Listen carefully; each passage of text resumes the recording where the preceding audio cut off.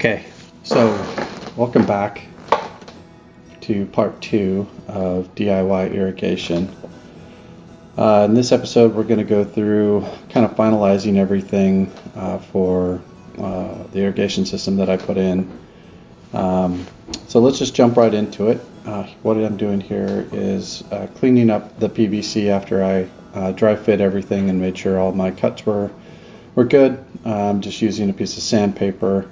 Making sure that each connection, all the rough edges are taken down, and I think I used 120 grit sandpaper to do this. Maybe it was a little rougher, I don't recall exactly what it was. But we want to make sure all these surfaces are good and clean. What I'm working on here is actually running the line from the faucet manifold down and into the actual box where it'll connect to the orbit manifold that I have in there. So once everything's cleaned up, we'll get it primed thoroughly, especially when you're working outside with the stuff and you're getting things dirty. It's important that everything is clean so these joints stick. And then we'll use the PVC glue, making sure to coat both parts, so the pipe we're putting it to, and then the elbow here that we're going to be connecting. This is going to run from the pipe that'll be running to the manifold and then up to the faucet. Once you got everything ready to glue, put it on there tight and then give it a little bit of a twist. It does dry quick, so make sure that you have everything lined up appropriately.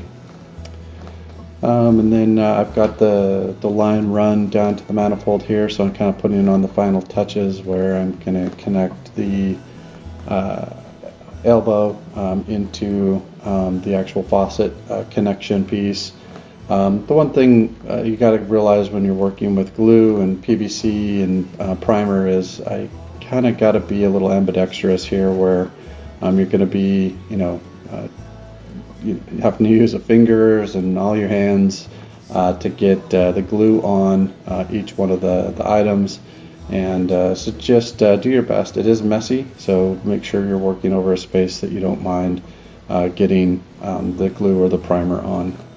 And again, just as a reminder, when you actually are connecting these, you want to push them together and then you want to give them a little twist, and then you want to hold that in place once to let that glue kind of settle and glue everything together. So that's the main parts here. So we've got it all connected up, and it's time to work on getting the irrigation not PVC, the irrigation lines connected, the plexi lines connected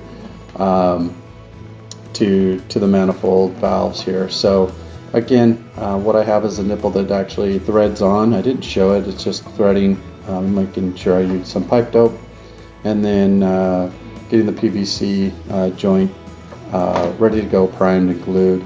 One thing that's nice about this manifold is they actually, each valve has a screw-on fitting, which makes changing out the valve or doing this kind of work fairly easy. So I was able to just pull the screw-on portion of it off, prime the nipple that I have connected to the lines going up to the heads, and then glue them up, and then get everything connected. This is kind of a tedious part of the job, right? You're on your knees, bent over, working in a box, and it can be a little bit cumbersome. The main thing here is trying to keep the PVC joints clean, so you're not getting any dirt or grass or anything in there that could potentially have that line fail. So again, just work through each one of the valves and getting the lines connected, and then it was pretty easy. I could just screw them together.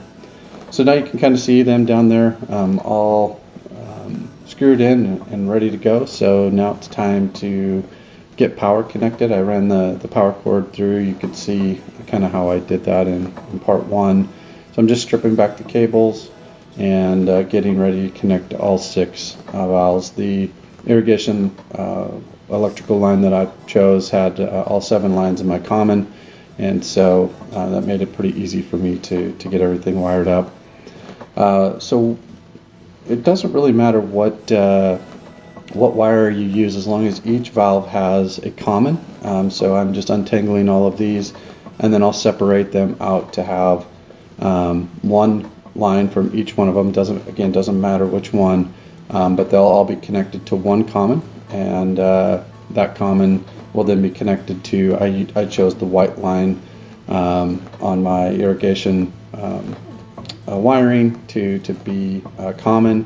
So when I go to wire that in to the B-Hyve controller, I know which line I'm actually wiring it in. So here I am getting ready to connect all of these to the common. I got everything separated. Now I'm just twisting them all together, and then we'll get that tied together with the common. Again, pretty simple and straightforward. The actual wireless B-Hyve control unit makes this really simple. You don't have to even really worry too much about what lines are going to be for what zones, because you can basically program that once everything is connected. So here we go. We've got the wire net that is actually insulated and waterproof, and we're going to get that connected up to all of the common wires here. And then once that's connected, we'll go ahead and start working on getting all of the lines connected for each valve. I did not worry about the colors. You don't have to worry about it. Like I said a minute ago, all of these are going to just literally tie into the B-Hyve, and then when I tested it, I then just named the zones what I wanted. There's a good shot of the waterproof wire nut that come with the orbit manifold that I used. So just quickly going to go through and get all of the valves connected. Pretty straightforward here. I think the main thing you want to focus on is just making sure you got a good connection when you're actually putting all the wires together. Not that these boxes are going to move. It's really more about making sure that none of that wire is exposed and to any of the elements. These boxes can fill up with water and whatnot, so it's important that they're up inside that wire nut, and I believe there's like some ooey gooey stuff that keeps them from getting corroded or anything like that. So those did come again with the orbit manifold when I actually bought the system. I did purchase this from Amazon, or not from Amazon. You can buy it from Amazon, but I ended up purchasing it from Lowe's, and it was nice to go in and kind of get all the parts that I needed. Alright, so I'm hooking my controller up next to all my pull equipment, and it's actually in a box that is rated for outdoor weather. So I'm just going to strip back all the cable. Again, there's no the system I'm using does not require you to wire it zone 1, zone 2, zone 3. You literally strip your wires back, and then from there you're just going to want to connect them to each one of the 6 zones that is outlined. The only real concern you have to have here is just making sure that the white wire, which you can see is connected already, is connected to common, and then I just go through wiring each one of these into the actual controller unit. It did come supplied with that little screwdriver, which was convenient, as it's a small one to get in and actually do the work, and I didn't have to run back to the garage and grab one.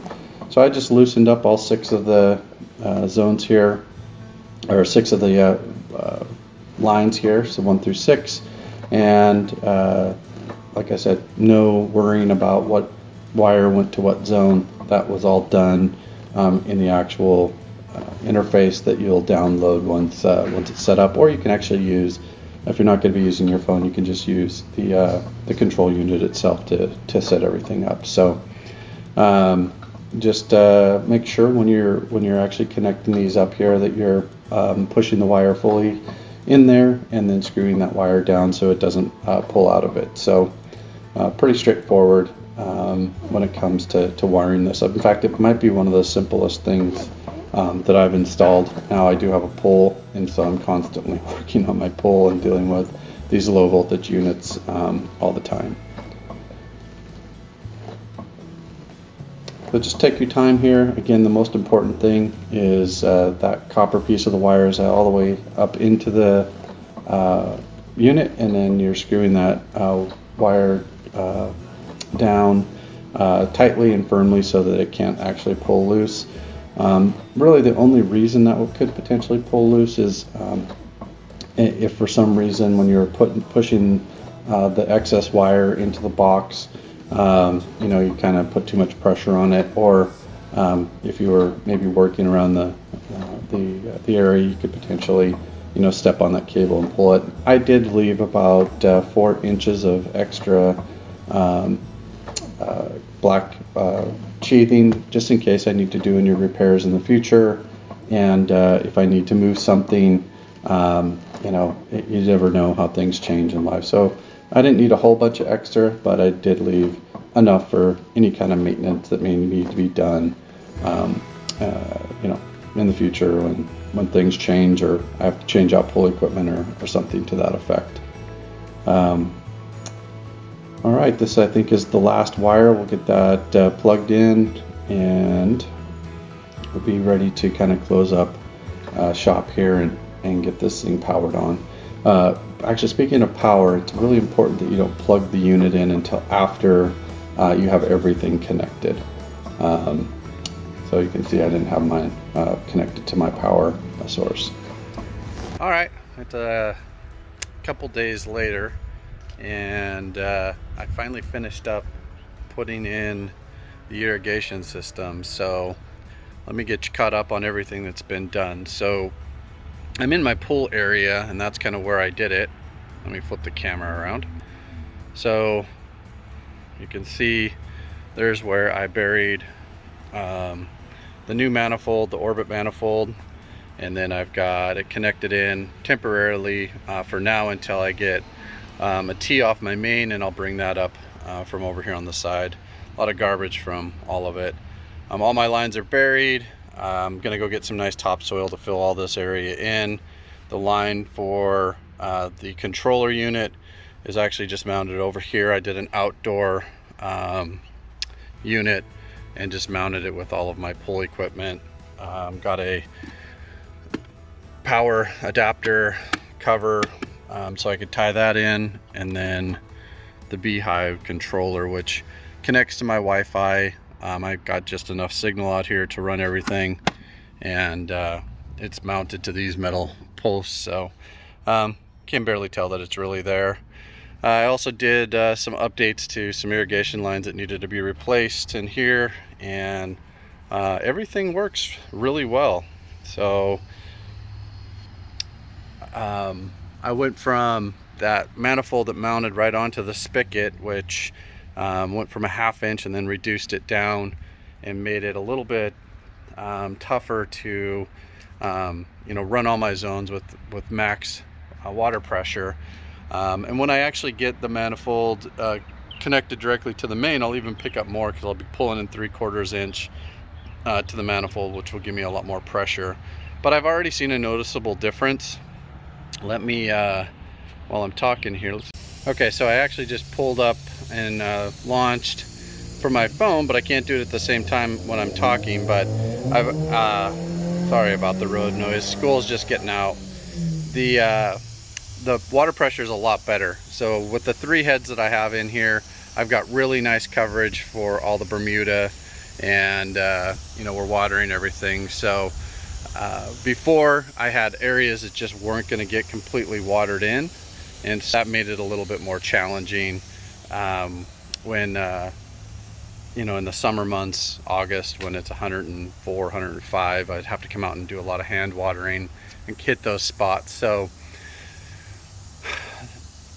This is a pretty easy job for anyone. I mean, if you've got a faucet on your house, you can easily hook this up, and then I've just been slowly, little by little, doing all the work for my irrigation system over the last couple years, and at this point I pretty much have all of my areas covered. I've got a couple spots that would need a little bit of work, but for the most part, you know, I saved thousands of dollars by doing it on my own, and it is a little labor intensive, but anybody can do it. So that's the update for this week. If you enjoyed the irrigation video, please give it a like, subscribe, and